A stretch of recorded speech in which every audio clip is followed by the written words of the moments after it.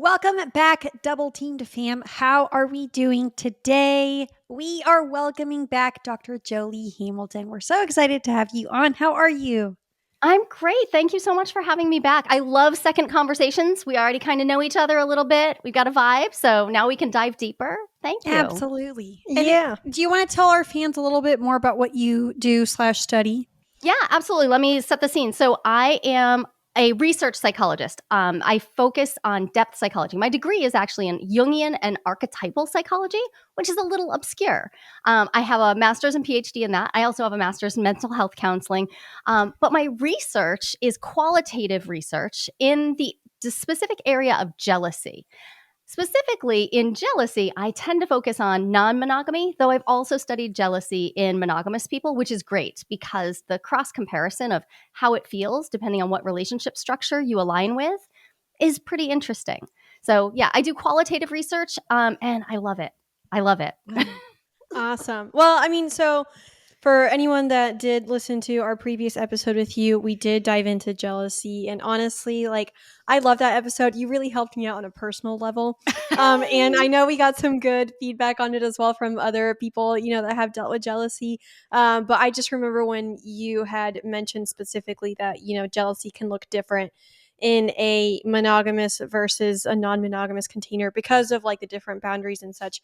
That was a huge light bulb moment for me. And when I was really able to look at it from a perspective where I wasn't shaming myself as much for having, a different response to jealousy in my now monogamous relationship, having come from a non-monogamous container.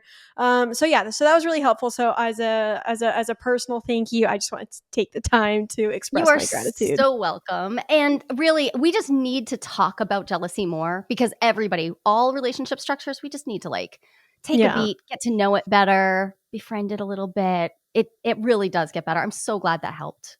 Yeah, thank you. Everyone gets jealous, unfortunately. I know. That's what. If it hasn't happened yet, it could still happen tomorrow. So I would love to talk to anyone that has never experienced jealousy. But okay, I do kind of want to get a little bit into kind of the data behind all of that, because I know you have done more research specifically in that topic. But before we get into it, I don't think I asked about this last time, and I didn't really experience it until this relationship, and I didn't know even what to call it until I Googled it, and then I found the term for it, but it's called retroactive jealousy. So basically, sometimes when I think about things that my partner has done with people before me, I get a lot of jealousy, and I'm like, well, I don't understand why it's coming up, because I've done stuff too. I get it too. I've done stuff as well, and I don't see him getting jealous of my previous experiences. I didn't even know him. So I'm curious, what is your perspective on retroactive jealousy?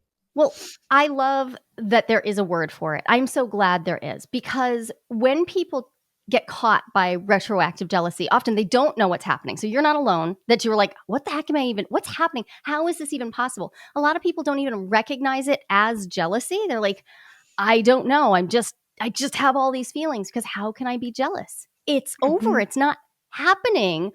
The person may not have even known you at the time that they were having these relationships. So it is very real, though. And actually, I think retroactive jealousy is a great way for us to understand more deeply what jealousy is doing in our psyche. Jealousy isn't just about, I see my partner doing that, or I think that person's got designs on my partner. It's also about, what am I imagining? It is something that we experience on an imaginal level. And when we're doing that, one, we're making up stories, right? We have to make up stories, and we make up images. Ugh, not fun. Yeah. But on top of all of that, time doesn't work the same way in our imagination, right? Your imagination doesn't care about it. Think about when you're fantasizing, right? Yeah. Say you want to get off on something. You might think about a past experience as if it's happening right now. And and then you're really present in it. You sink into it. The way memory works, we're actually recreating in our imagination the experience as we're remembering. We're also altering it. We're seeing it through the lens of who we are now. And so when we're experiencing retroactive jealousy, we're both imagining into this past that we didn't even have. We're imagining into a past we didn't see. We're creating a story, but we're seeing it through the lens. So it's as if these two realities are overlapped in our imagination. The present and the past are at one. It takes a lot of maturity and a lot of focus, some really dedicated energy to separate those and go, wait. Don't let the time slip happen. Allow myself to come back into the present and allow that memory to exist in the past. And it's beautiful that we can allow ourselves to re-experience our memories. We love that. I mean, who doesn't want to re-experience like standing on a crystalline beach for the first time or having sex that was just particularly amazing? We want that. So I love that we can do it, and we can torture ourselves. When retroactive jealousy comes up, we're usually torturing ourselves. Yeah. No, that's exactly what happens, because then I'm thinking about, and I think that's what ruins it, is like the imagery, the imagination, where you, and a lot of times like it could be someone just telling you like, oh yeah, I did this with, or I've experienced this with a partner. And so then suddenly your mind is like, or at least mine, will go and like start making up the whole story, setting the scene, everything. Do you add dialogue? That's the worst part. Yeah, like you really get into it. The script is written. You got the whole thing. You can hear it happening. Oh, yeah. I had that this morning. I was like in the middle. I was coming out of a dream, kind of like waking up, and the dream wasn't very good. And then I was like making up this whole story in my head. And halfway through, I was like, this is also very made up in my head. I had to tell myself that. I was like, wait, brain, this isn't real. It never happened. So yeah. But that's actually the power. So in-depth psychology, so that's all the psychology that sort of came before behaviorism became our primary mover in psychology. So in that world, we pay a lot of attention to what's happening in the imaginal realm, what happens in our imagination, what happens in our dream world, what happens in all the stuff that we feel into. We feel like we know it, like our intuitive layers. We pay a lot of attention to that because, as we would say it, psyche's first language is image. So you're getting that, you wake up out of a dream, or you have a daydream about something that happened, or something that you only kind of know happened. Somebody, like you said, just makes an offhand comment and like they say something, and now we build up a story. But what we do in our imagination is so incredibly powerful that it then triggers us into a full-blown jealousy incident. Like we can absolutely be experiencing it as if it is happening now in our bodies. So we have to deal with that. At the same time, we have to do a reality check on, right, this isn't happening now. And how do we stay out of starting a fight with our partner or withdrawing? A lot of us just withdraw without even really being able to explain why. Like, I don't want to. I'm pulling away. I feel like I need to, for safety's sake, distance myself. But nothing is happening now in the physical world. It's happening in your imagination. And the thing that I find most powerful is to actually really get comfortable with this very uncomfortable idea, which is your imagination is real. Like you're having an experience. That experience is real. So don't discount it. It is not objectively real. It's not happening outside of you, but it is really happening inside of you, which means you deserve the same amount of time and presence. Like you deserve to slow down. A lot of people get dismissive about retroactive jealousy, and they're like, I should just not feel this way. I should be able to just shut it off. I just shouldn't feel it. Or their partner will be like, you need to just stop. I don't want to hear about that because it's not real. But the experience you're having in your imagination, like you're the only one in there. You are having it. And so we need to allow ourselves to actually work through and process it, and also do the reality check. So we have to do both of those at the same time, and it's hard. And we can't actually rush that process. We can't just say like, I have to just get over it instantly. Usually we have to dedicate some time to exploring what's going on here. What else? What is this triggering me? What is it pinging back through my imagination? What is it doing? Because it could be reminiscent of other things that have happened, or it could be actually pointing you towards some envy as well. It might not just be jealousy. Maybe you're envious of things that you know your partner has done, but you don't either know how to do that, or you don't know whether you'll ever get to do that with them, or maybe you don't even want to do it, but you're envious of someone who did want to. That Mm-hmm. might sound weird, but like, Yeah. I No. don't want to, but I wish I could give that to them. I wish I wanted to. Yeah. And when envy and jealousy show up at the same time, we're really caught, because the part of us that wants to is like, well, so let's get motivated. Let's do it. And the part of us it's like, fuck no. I don't want any part of that. It's really disconcerting. And I find that people who are experiencing retroactive jealousy also feel so much shame about it. They Mm-hmm. often are just like, this is wrong. Like, why am I making up these stories? So they rush through it. They try to push past it.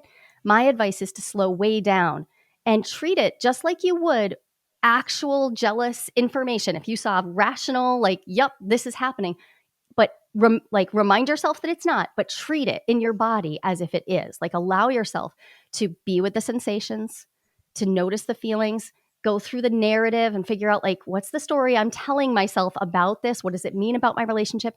And then see if maybe there's something your partner can do to support you in getting into the present with them.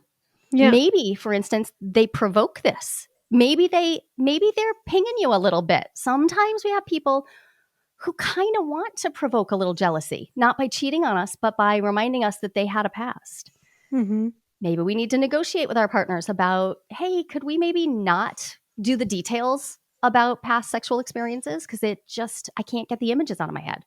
Mm-hmm. Yeah. That happens for lots of people. I love that. That was really well said and really well articulated. I definitely find myself that, or like when it does come up, like having to take some time with it, because yeah, I think initially when I've tried to just kind of like push it away, it hasn't worked. So I've tried to give it a little bit more space now. I don't experience it as much anymore now. I feel like in the beginning it was very like, prevalent, but now, we've been together for 7 months. Like it's, we've gotten some time in the relationship, and I don't feel it come up anymore. But I would say in the very beginning, oh man, was it there. Yeah. And I think in some ways on both sides too. And we had to have some conversations around like, okay, well, like I don't want to hear, I would tell him like, I don't want to hear about this because yeah, I don't like the way that it makes me feel, or like I need some time to sit with it, or if you're going to bring it up, just kind of let me know for whatever reason, da da da. And it definitely made kind of talking about the past a lot more intentional between the two of us, which was good. I think that was a Right. positive thing. I mean, that's a way to build trust, right? We Yeah. can build trust in, hey, can we not have these be drop-ins? Can it instead be intentional? And can that be a way that we actually build intimacy? The past and all the stuff that triggers retroactive jealousy can also be a really great way to work on nurturing compersion. Because if you want Mm-hmm. to feel joy for your partner's joy, practicing non-monogamy or not, who doesn't want to feel more joy for joy? But Mm-hmm. it can be really hard to do if you're like, well, I don't want my partner to have other experiences with other people. Like if you're practicing monogamy, that's not what you want, but you can start moving toward feeling compersion. But you have to forgive yourself first for experiencing the jealousy. Just like when we're talking about like jealousy can coexist with compersive feelings and compersive attitudes. And if we can make space for them to sit next to each other, eventually, as you build trust, you feel confidence in the relationship, you communicate better and more intentionally, you may find that now you actually, those same things that triggered big feelings of retroactive jealousy now actually make you feel like, oh, my person had a great life. My person is really wantable. Like, look what they did. Look what they had. That's a yummy feeling. And it does take a foundation of like security in this relationship. Otherwise, it can just feel like all trigger, no payoff. Mm-hmm. No, I would agree that, because there have been a few instances where, and this is more in relation to like events and such, for example, like if my partner went to a concert that I really wanted to go to, but I didn't get a chance to go. And I had some feelings of jealousy, but I was actually so happy for him that he was going, and I knew how excited he was. And I really had to sit there and table my jealousy and check myself and be like, yo, we're not about to ruin this experience for him just because we're being a jealous bitch. We are going to treat this like a mature adult and be happy for him, because I was genuinely happy for him. What you're talking about there is envy more than jealousy, right? Jealousy is when you'd feel threatened about your partner doing this other Okay. thing, right? Jealousy is when there's a threat, there's something that's going to interrupt. So if going to the concert introduced your That's good. partner That's good to to know, yeah. oh, he's going to meet somebody there, or Mhm. he's going out with a bunch of friends and I don't really know what's going on there, jealousy might be present. But if you simply want to be in the spot there, you want to have what they have, that's envy. And we conflate these. Both were Everybody present. does. Everybody is, but both. Exactly. It's often that both are present, but it is more comfortable in modern society to name the envy, right? It's more comfortable to say like, oh, I want what they have. Like, I just wish I had it too. Mhm. And so the jealousy, because the jealousy is about threat and fear, it can kind of like swarm around the envy, but also we forget to separate them. And the cool thing is envy can be really motivating. Envy Mhm. itself, like, okay, I can find my motivation in I want to have these experiences. I want to do this. I want to make more time for my the things I like. I want to make sure I have concert tickets. Mhm. Jealousy often is all just about things I don't want to have in my life. I don't want interruption. And so we have to tease them apart a little bit to make sure that we're attending to both of these things. Because if there was also some fear of like, yeah, who's he going to meet there? What's going down there? Mhm. That's about turning to my partner and saying, do we have a clear understanding of what happens when you are in situations where fun stuff might happen? Mhm. Do we actually have that? Whereas the envy, yeah. Are you getting enough time to have fun, to play, to do what you want to? You got to tend to both of them. And just in case, like everybody conflates those. Everybody, even researchers, we conflate these two feelings all the time. Okay, yeah, I appreciate that distinction because that makes a lot of sense. And I'm going to start making sure that I differentiate the two because I do.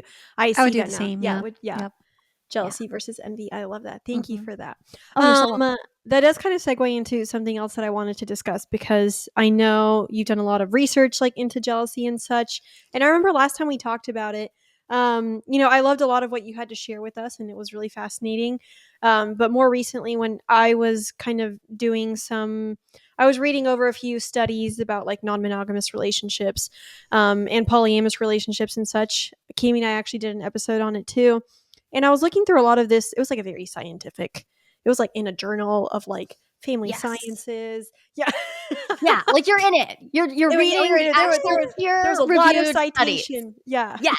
Yes, do it. And it's It was hard. It good. melts the brain, right? But I remember like Kimmy and I talked about this. We were like, well, what are they actually measuring?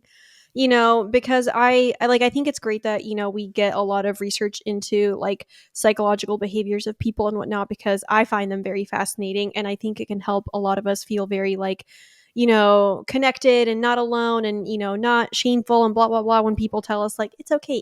80% of people experience jealousy, you know?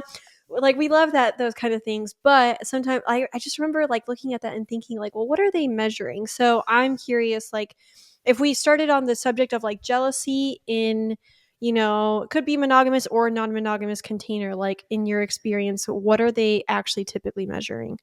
Okay, so this is a great question because it actually introduces the idea of, do I understand what I'm reading? Which, when we're talking about scientific papers, is not simple.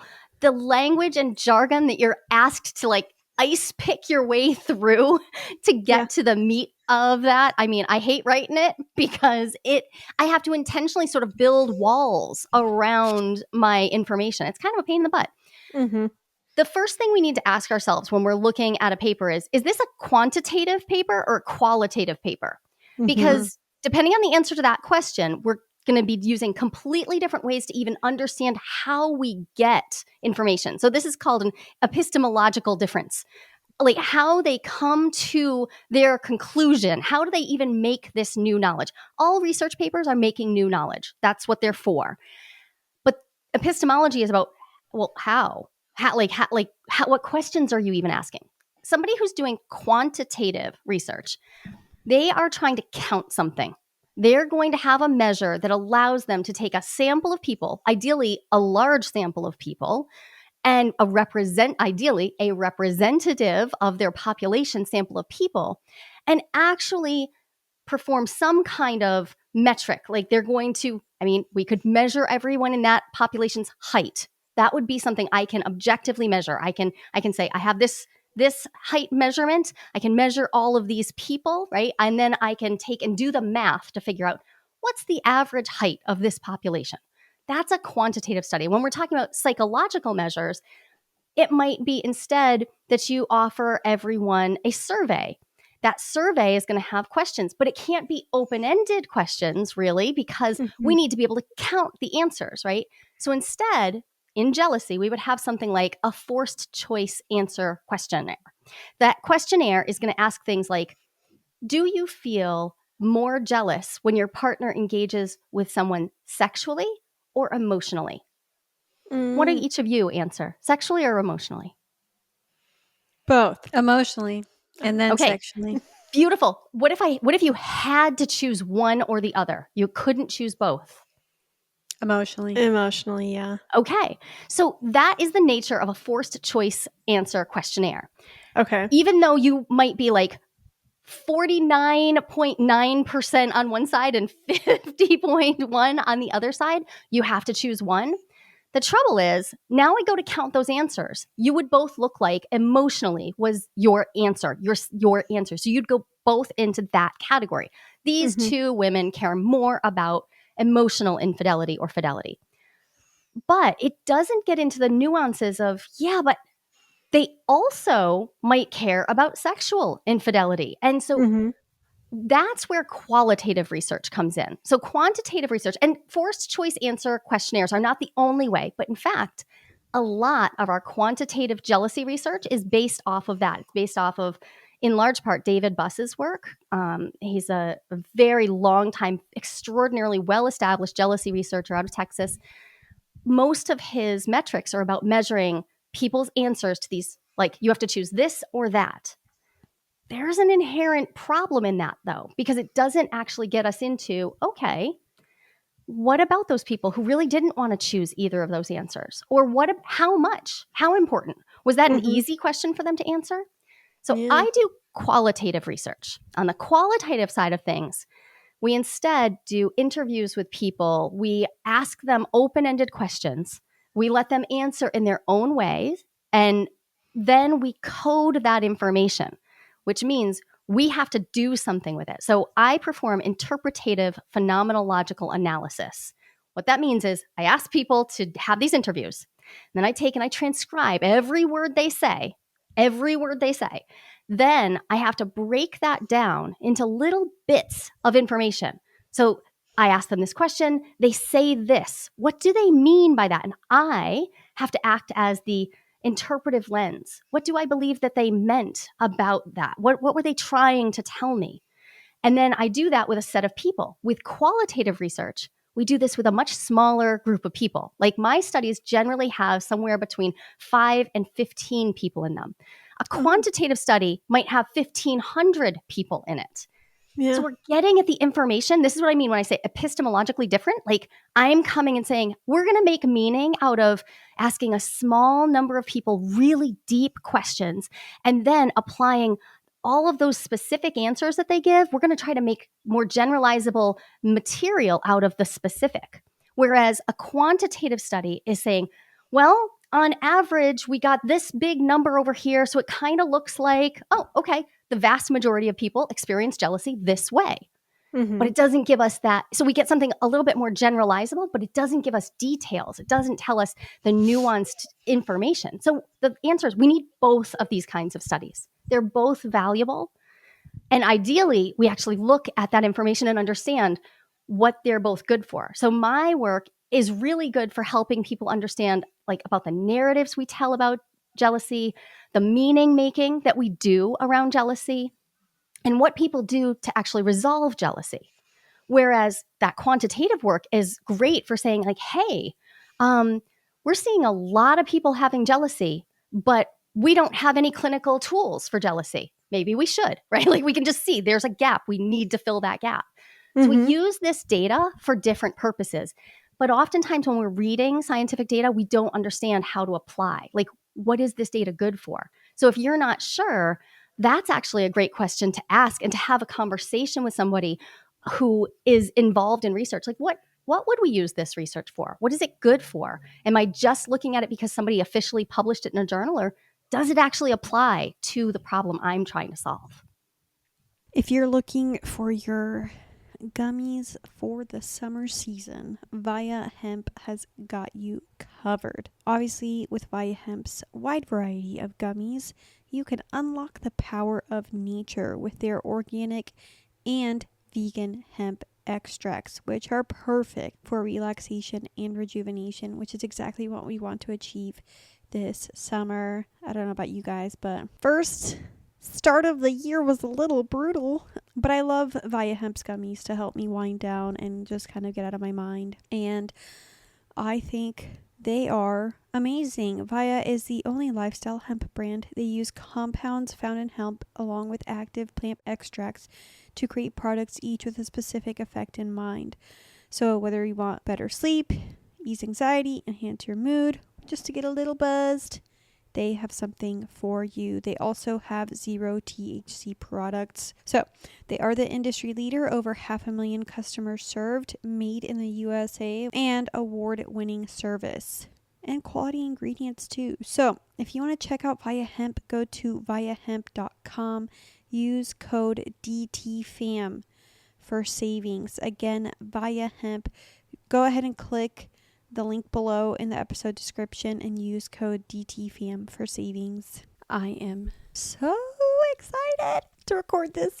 Okay, so my boyfriend and I just got our first piece of furniture together, and it's a birch mattress. Oh! And we just ordered the bed frame for it, so we're super freaking excited. You know how much I love a spring foam hybrid mix. You know how much I also love things that are made from organic and natural materials that are good for this earth. And birch really brings that together. Their mattresses are stylish, comfortable, and most importantly, crafted with responsibly sourced materials. They source only the finest quality materials like organic fair trade cotton, organic wool, and natural latex to create a luxurious mattress. On top of that, I did also order their down duvet comforter, which it's so soft. It's so comfortable. I have been loving my birch mattress, and there's no better way to test a new birch mattress than by sleeping on it in your own home, obviously. And they do offer a 100-night risk-free trial to see how your body adjusts to it. Maybe it's time to upgrade your mattress. Maybe your mattress has been ready for retirement and you want something made with really good materials. Birch has got you covered. Okay. I want all my listeners to enjoy a deep, restful night's sleep with a new mattress from Birch. Go to Birch, that's BIRCH, living.com/DTF for 27% off site-wide. And you do get 2 free EcoRest pillows with a mattress purchase. So again, go to birchliving.com/DTF and get 27% off. 27% off is a great deal. So definitely take advantage of that. That offer is exclusive. It does have an end date, so act now for that 27% off. I just learned so much. I love that. Thank you. I was also trying to process it too, so I feel like I'm it's a lot. It's No, a lot. that's great. I usually teach this in like a 4-hour long class. You guys just got like the 10-minute, like, okay, here, there. Love that. My question is, so in your studies, how often did you feel you had to like really get specific about the definition of jealousy, because I feel like it's kind of a subjective term.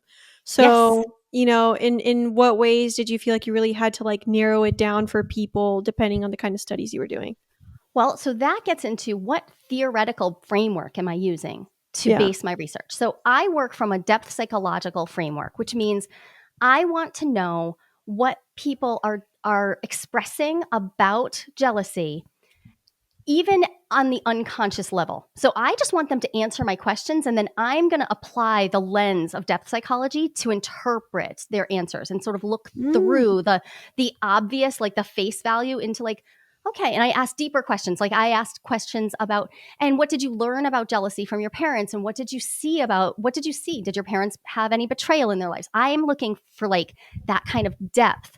But there is an interesting piece of this because, so like in grounded theory would have us say, no, we're not going to tell people what jealousy is. We're not going to define that term.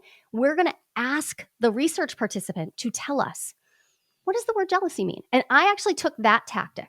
Rather than define jealousy for my participants, I asked them to tell me what jealousy meant to them, so that I could then take that in and see, are people actually describing jealousy as we define it in the psychological literature?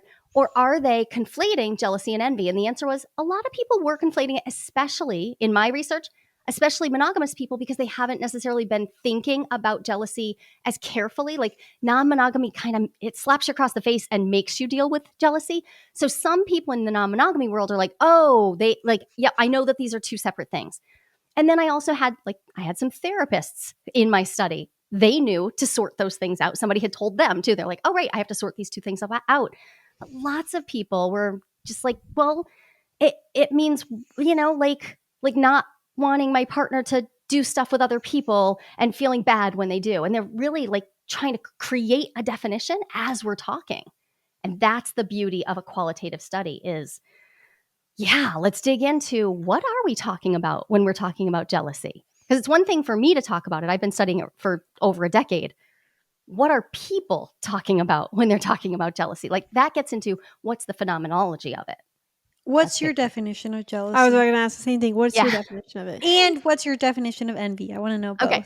I have two easy ones. Jealousy is a threat, the emotion of threat, right? The feeling of threat when you sense a potential interruption to a valued relationship.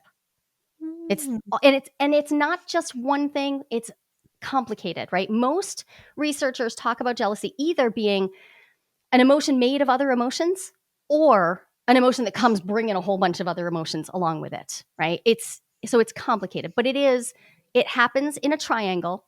There's you, the valued other, and the perceived interrupter.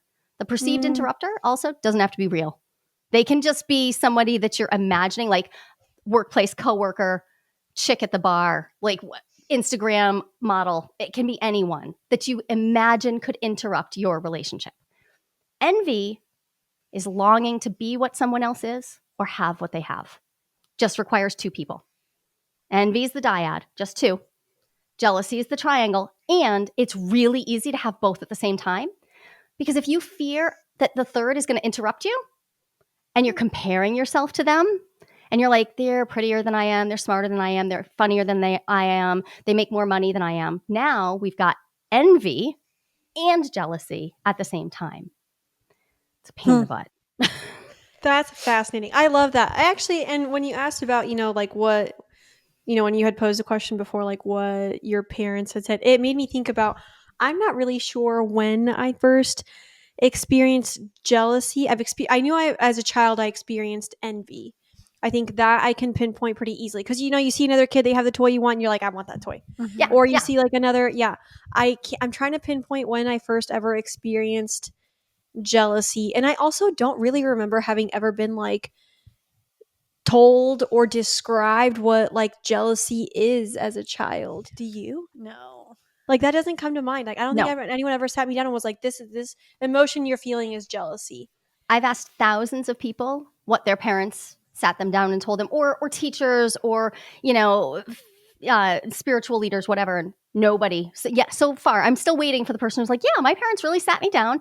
They explained what jealousy was, just like they explained anger and sadness, and we talked about it, and then they talked about it when it came up again when I was a teenager, and they worked through it. It's never happened. Now, I think that's going to shift because, well, for one thing, I keep telling people to do it. So hopefully that will shift. I have 7 kids. Maybe one of them will do it with their children. But also we have a lot more emotional intelligence education happening, right? So we are thinking about a broader array of emotions. We're not just teaching kids happy, sad, angry, glad, and like there's the whole range. We are getting more nuanced. So I think that's good. But, you two are an interesting case because oftentimes people's first experience of jealousy comes when a sibling shows up, but you're twins. Mm-hmm. You showed up at the same time. I have a set of twins. Yeah, I remember. They have a different experience of life than. So my eldest daughter, when the next kid showed up, all of a sudden, I'm literally putting a little being in between myself and her. Now she had still been breastfeeding right up to. So I nursed for 11 years straight. Oh my God, it just went on and on. Yeah, seriously. What? So I just like nursed baby to baby, and when now I'm nursing the new baby, she is experiencing like, are you freaking kidding me? Yeah. You are my source of nourishment. You are my source of life. You are my full-time caregiver. What is this thing? What is this? And she loves her brother now. She's 25 years old. She loves her brother now. But I mean, there were some touch and go moments there at the beginning. Sibling rivalry is often the first experience of jealousy. I would agree with that. Yeah. But see, okay, but if I think about sibling rivalry between you and I, it never felt as if you were a perceived threat. It always felt like people pitted us against each other to see who was better. Yes. Right. And that's it. Sibling rivalry combines is not just jealousy. Jealousy is a piece of it, but sibling rivalry is also competition, comparison, pitting against. It can be straight up violence, right? Like some kids are just really, really brutal to each other. So sibling rivalry is complicated. Yeah. But I don't ever. But see, that's the thing. I never wanted to be you. Yeah. Sometimes I wanted to be myself, like, and I wanted that to be enough. That's what I'm saying. Is like I don't ever recall looking at you and thinking like, oh, you're a threat to like my resources. Or anything I will like say that. though, after college, when you got a good job and I was trying to make ends meet, I was jealous in that moment. And I had to do a lot of You were probably really, really envious, right? But and I had to do a lot of work on that. Yeah, and that work that is huge between siblings. So sibling rivalry it's envy and jealousy and all the like so many other things.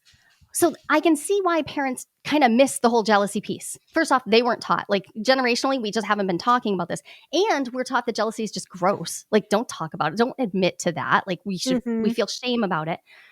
And it's often not exactly clear. Like, remember, you're a child. So we can spot jealousy in babies as young as 6 months old. You can't express this other than through crying, fussing, like batting your hands away. There's not much you can do.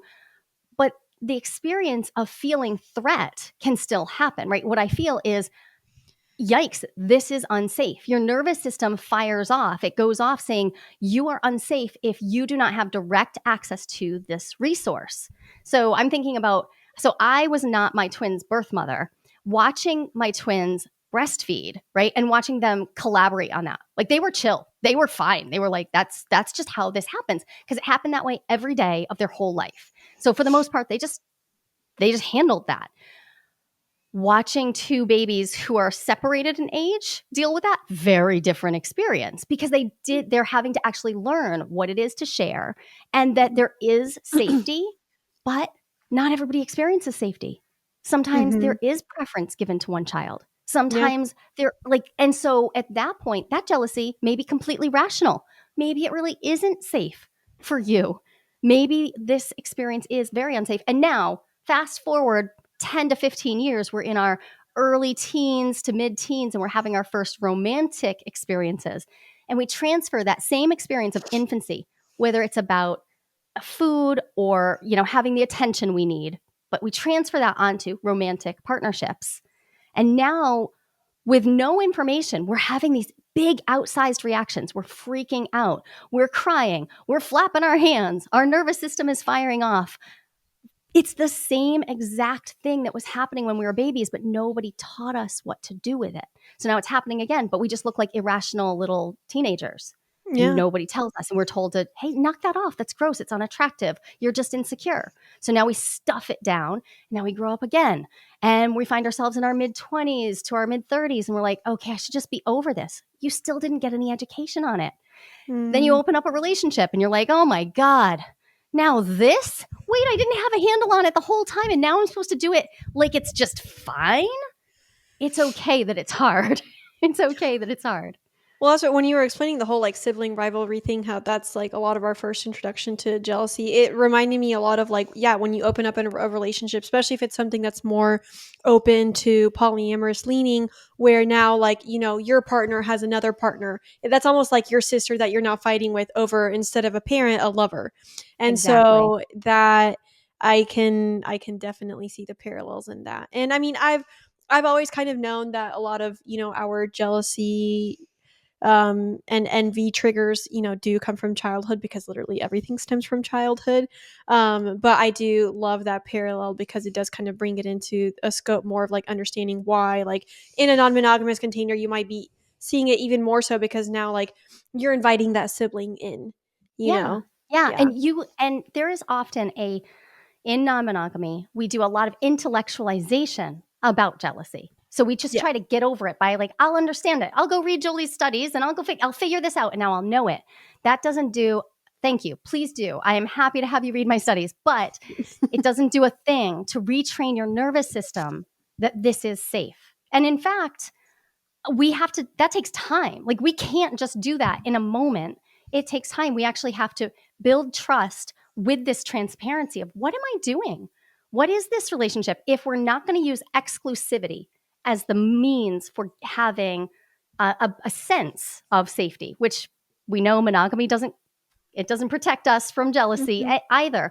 But when we have monogamy, we have this idea that the monogamy itself is the bubble. That's what Mhm. protects us from jealousy. So we don't even need to think about it or deal with it because we're not supposed to have to feel it.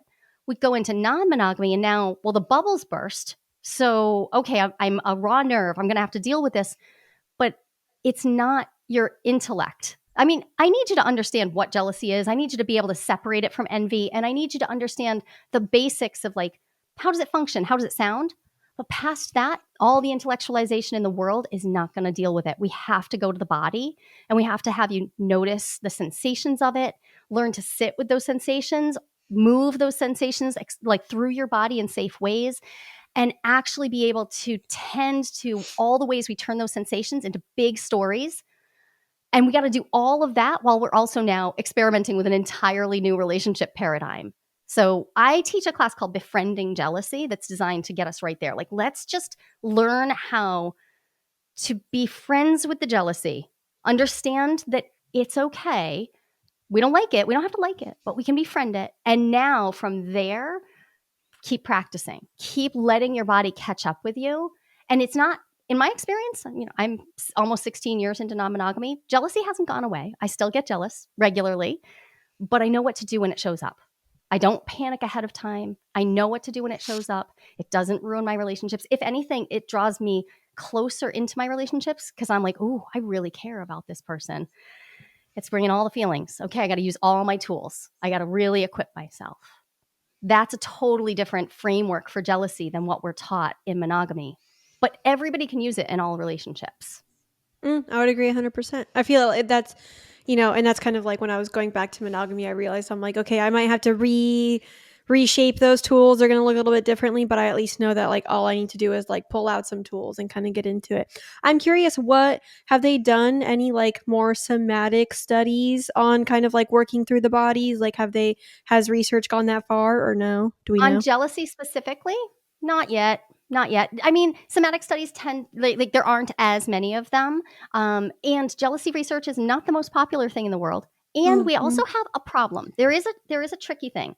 So another thing to think about when we're reading research is what's the method? Yes, quantitative, qualitative, but also literally what did they do? So I told you I ask people questions. I record their answers. I transcribe those answers, and then I code them. I make sense out of them. Somebody who was looking at jealousy on a somatic level might want to observe someone who's experiencing jealousy and observe how they move and ask them questions about what they're feeling in their body right then. How do you do that? Because jealousy doesn't happen all the time, right? So we could Mm-hmm. ask people to remember a time. Somebody who's doing neurobiological research might want to stick somebody in an fMRI machine and say, let's find out what parts of the brain light up when they're jealous, Mm-hmm. except how do we make jealousy happen? Like, like really, what's the mechanism by which? And we can't guarantee it. And even if we could, is that even ethical to do? We have to ask ourselves. So there's one study that I read. It was they did an fMRI on rhesus monkeys, and what they did, because a type of monkey that pair bonds, right? So they like to have one partner, at least one at a time, and so they would put, So they're monogamous monkeys. they put their little mono-ish. I think I would call them monogamous. They're still monogamish. They're monkeys, so But we put, like, if you have one of them in the fMRI and you have, there's the partner monkey out there in their visual sight, and now there's an interloper introduced into that. That's the closest I've seen to, like, hey, let's actually induce jealousy. But imagine, like, how would we do this with humans? That is not ethical research. I could not get an IRB to do that study. I'm picturing like you're in a chair, you're hooked up to this machine, there's like stuff coming out of your head, whatever. Yeah. And then a doctor comes up, and this is all it would take for me. This is literally all it would take for me. A doctor comes up with a clipboard in hand, and he was like, your partner just kissed so and so. You induce jealousy. I'm jealous. Right. That's all you need. Here's the beautiful thing. You know what that would do for me? What? I'd be horny as fuck. Yep. I'd be like, damn it. Oh, and I don't get to watch. And I do get jealous, but that would just make, like, I would hope they were having a clitoral stimulus situation going. I would want them to read that information, because that's where they'd get the info. That sounds fun. That would be like a fun study to do. It's too bad. Yeah, that would be. I get it. Research dollars for that might be a little hard to find, but still. Yeah, and we have to, in order to be able to run a study, we have to be able to show that we're not going to harm our participants. And it's tricky. Jealousy we can't necessarily induce it. And what exactly are we trying to induce? Are we trying to induce, like, this sexually based jealousy, romantic based jealousy, emotionally based, like, what are we trying to do? My anchor partner and I, just last week, we said, you know what we should do? Because I have this question I ask all my freshman students. When we're talking about non-monogamy, I ask them questions like, so is it okay if your partner, goes and hangs out at a concert with someone else? And, like, these are usually young kids, and they're usually like, yeah, it's all cool. Yeah, they can go to coffee, all these things. And I'm like, oh, can they go to dinner? And they're usually like, yeah. I'm like, can they go to dinner with candles? Nope. Everybody who's monogamous is just like, nope. So my idea is, okay, we put people in a room. There's your partner and someone else in a room. And now, how far down can the dimmer switch be turned before you're like, no, that's it. Yeah. The dimmer switch cannot be past 60%. No, that's just, no, I'm not into it. I don't think I'm going to get that study passed, but I think it's a really funny idea. I love that idea. That's hilarious. And it's also really fascinating because, no, I agree. Yeah, sure. If my partner is, having dinner with a female friend at a public restaurant out and, that's fine. Yeah. The second it's candlelit with, in a private room, I have a problem with that. Yeah. So that, I love that.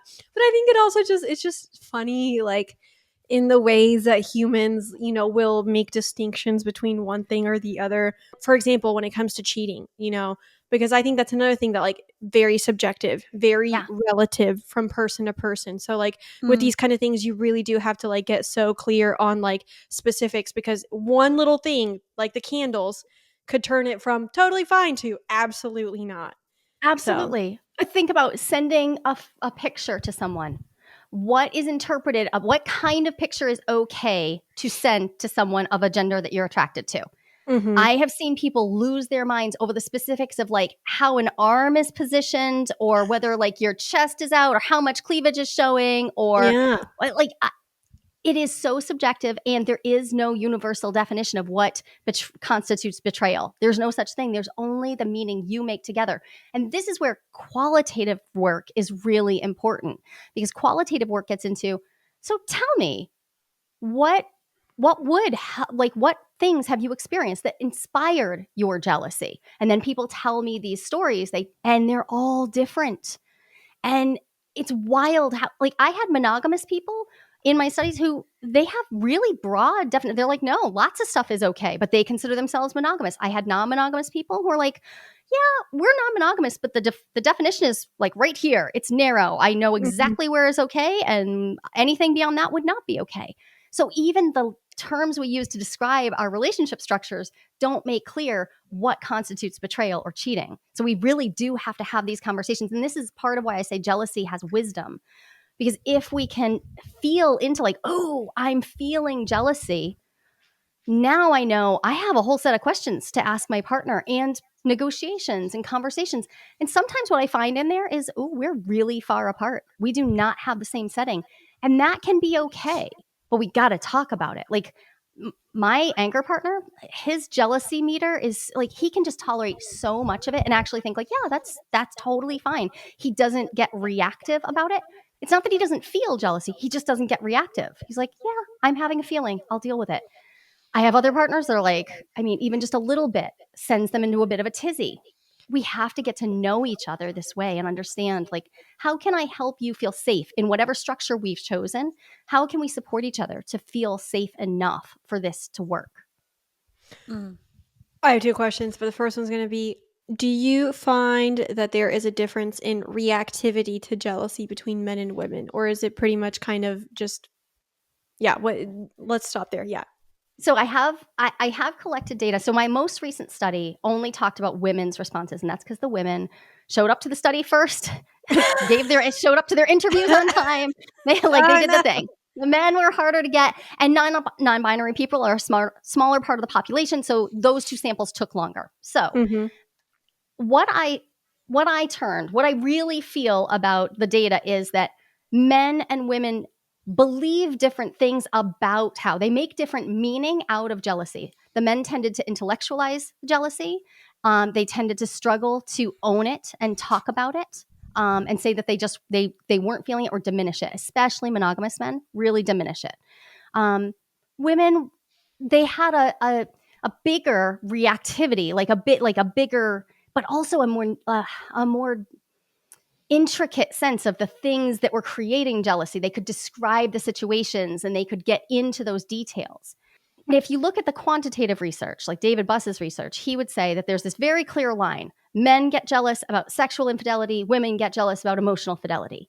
Mm. But again, he's using those forced choice answer questionnaires. So I have a lot of questions about, yeah, is that really what they felt, or is that just what they had to choose? And yeah, women did tend to describe to me their fears about emotional closeness because they were already also struggling to get their partners to be emotionally close with them.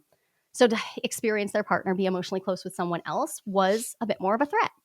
The men who I was talking to tended to describe things like getting to a point of reactivity and recognizing that, oh, that but I can't be violent. So doing a lot of self-checking because these were men who were willing to talk about their jealousy and noticing like, ooh, the next thing that would happen would be anger. So they're doing a lot of self-checking and a lot of gut checking. We Mm-hmm. have to name like domestic violence cases. Jealousy is cited in a huge preponderance of them. So jealousy is dangerous when unchecked. I haven't been able to have conversations with those people. Like qualitative studies require people to feel pretty stable and able to talk about these things. So I haven't done qualitative studies on people who are super high reactive to jealousy. Mm-hmm. It's a great topic. It would be an amazing topic to see amongst a population that struggles or is even experiencing like punitive, like people who are incarcerated, what's happening for them, like because they're not being taught how to deal with jealousy while they're paying the price for domestic violence either. So I don't know that it's going to get any better. Like we're not even having these conversations amongst us very much, let alone someone who was raised to think that anything that even looked like stepping out was something worthy of violent aggression, right? Like, Mm-hmm. and some people actually were taught that, like they were modeled that for generations. Heck, we see it modeled in our language, we see it modeled in our songs. Like violence and jealousy are just like kind of woven together. It's awful. I mean, I get the heebie-jeebies just thinking about how much reinforcement we get that it's completely normal to get violent when you feel jealous. Mm-hmm. It's Mm. not. There's nothing normal about getting violent with other humans. There's nothing we should Yeah. normalize about that, which means we have to deal with jealousy as a possible instigator of violence. But that means really talking about, yeah, like forensic psychology and getting into the details of what is causing this, where's it coming from, and what are we doing once people are already struggling with it. Way Hmm. beyond the scope of my work, but very Yeah. interesting. That's fascinating though. So I'll use this as kind of my last and final question. Um just because ever since I did this, like when I was looking through that studies, I got really I was really fascinated by like a lot of the studies that we have done in relation to like monogamous or non-monogamous relationships. But I'm curious if you could tell us about maybe one of your favorite studies ever done on whether that be jealousy or non-monogamy and like what they found or whatever. I would love to hear it. Well, there's an interesting study. I think, okay, straight up, my favorite study is actually Sybil Hart's study on how she determined that jealousy can be detected in infants. I just think it's brilliant because it was as simple as this. She had mother infant pairs in a room. She had the mother like put a book between her. She's reading a book or reading a magazine, doing something like that. And they're looking at the baby's facial expressions, their expressivity, all of that. And then they give her a lifelike doll and measure those same things. It like the doll's in her arms and now the baby's experience. I just think it's so Mm-hmm. Wow. simple. It's so Yeah. straightforward. And like, oh, I I love when somebody comes up with a creative method that just gets right to the heart of it. I love Yeah. that.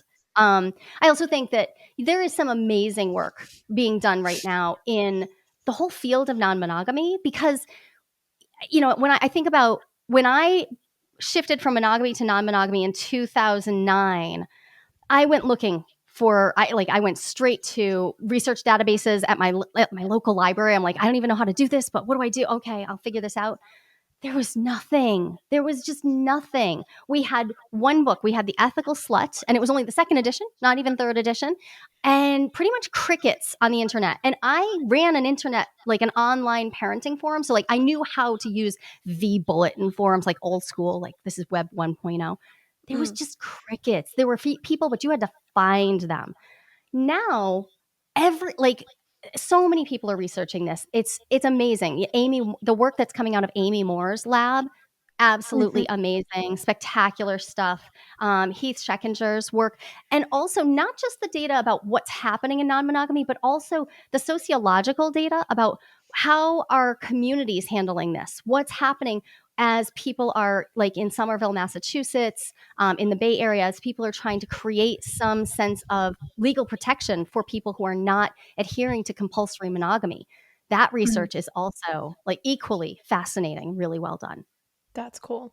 Yeah, it's funny. So the study that I was looking at, that's what they were reviewing is basically the fact that like they had conducted a few studies in the 70s, but the 80s and 90s they pretty much stopped all kind of research altogether. And then a few studies started popping up like in the kind of the around the 2010 range, what you were talking Yep. about, a few then, but I think it was onward like 2010 to 2021 is the they were what they were looking at, and that's when it ramped up from like 12 to 20 to 90 studies done Yes. in on non-monogamy. And so when I looked at that I was like, oh wow, like it made a comeback even more than it did back in the 70s, because in the 70s sure they had some studies but not a lot. So Right. that was really fascinating to see. And like I said, I mean, I really enjoyed it. I like struggled with a lot of, yeah, I love that what you said about like you're putting a box around like your, because that's what it feels like. You're just like sifting through all this language It's and like, these yeah, citations. you know all the words, but what does it mean? I love when What there's does it one mean? sentence that finally summarizes it in plain English, and then you're like, oh, okay, Right. you know. Oh, I get. But yeah, so that's Well, interesting. there's a trick if you're struggling, and remember, not all studies are awesome, right? Yeah. Some are better written than others. Some people just write in a more approachable language, and it's not always about like the reputation of the journal that matters, and you should pay attention to it, but also how you read the study. So a lot of people really only ever look at the abstract. And Mm, that's, I mean, I get it. We're all so busy. It's tempting. But I actually prefer to look instead, I will go straight to the discussion, and to decide whether to read a paper or not, I'll go to the discussion section and I'll read the last 1 to 2 paragraphs of that, and I'll read the method section to find out that from there I'll read the method section, like what did they do, what were they actually doing, what were the actions they were doing. If those two things feel like, okay, I can wrap my brain around what they're doing, and I understand like what they basically discussed in the last 2 paragraphs of the discussion, because remember, just like we were all taught in the 5-paragraph essay. They're going to say a whole bunch of stuff and then they're going to sum it up at the end, right? So in each section, if you take that tactic, you can make reading a paper more economical in your time, because most of them are going to be between 15 and 45 pages of jargon and heavy lifting reading. So it's okay if you need to take some, like really apply some tools to figure out what's the best way to approach this? How do I make sure? And how do I even find out, is this paper worth reading? Is it worth spending my time on? I love that question. When I learned how to read a paper well and how to determine that, it became much more fun to approach this, because in fact, you don't need to read every single word in a study. You need to understand its relevance to what you're trying to find out. That's the important piece. I love that.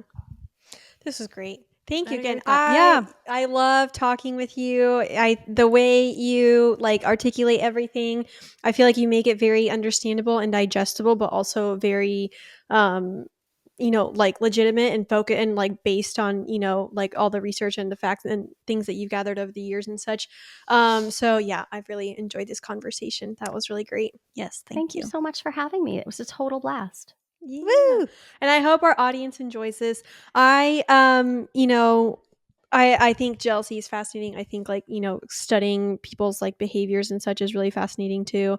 And, especially in non-monogamy and anything that's like outside, because yeah, sure, we've got a lot of data on monogamy probably, I feel like, but non-monogamy specifically, I'm glad to see that there is kind of a resurgence in it, because like you were saying, like it really does force us to face a lot more of our emotions, and that's especially the case with jealousy. And I think that's the one that's like everyone's always got questions on that and how to find tools and like how to relate to it, all of that. And like I said, from our first conversation, even just understanding something as simple as like, oh, it's going to look different under different containers helped me so much personally that like I just hope this conversation helps anyone that like struggled with anything about jealousy. Me too. Absolutely. Thank you so much for having me. Absolutely. Thanks Where for having can us. our audience find you? Well, you can find me online, pretty much all of the social platforms. I'm the same, not the same thing. Dr. Joli _Hamilton, DRJOLI _Hamilton, like the musical. And if you're interested in my jealousy work, you can go right to my website. You can find my jealousy masterclass and the befriending jealousy workshop. You can also get the jealousy roadmap, which will just walk you through like the basic steps. You can grab that for free. It's right there. If you go to jealousyroadmap.com, you'll find that. Oh, I want to look at that. Okay. I know. Cool. I would kind of want to take the course now just to see. Yeah. Just see what I learned. But thank you so much. And thank you guys all for tuning in. We will be back next week. We'll see you next time. And don't forget, wear condoms. Yep.